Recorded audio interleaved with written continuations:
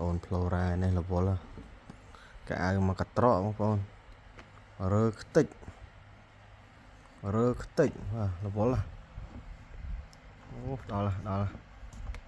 là càng nghe quạt này vô là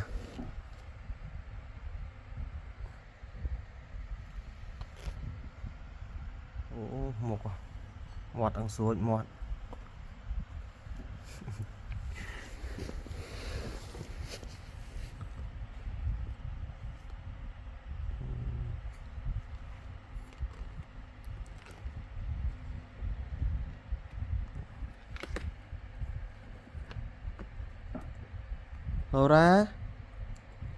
lô ra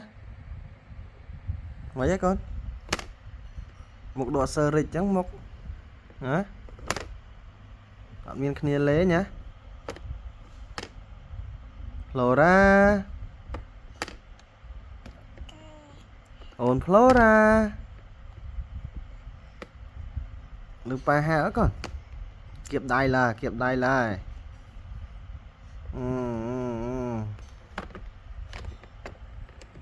cái mà cả trọ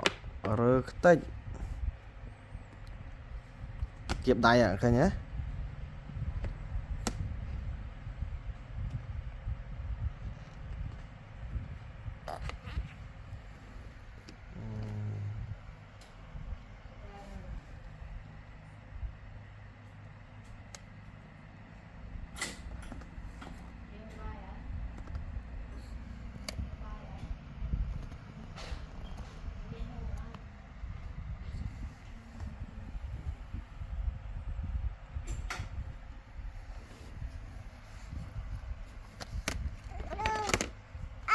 alo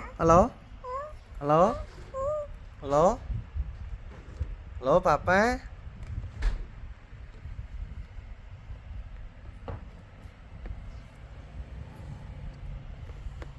alo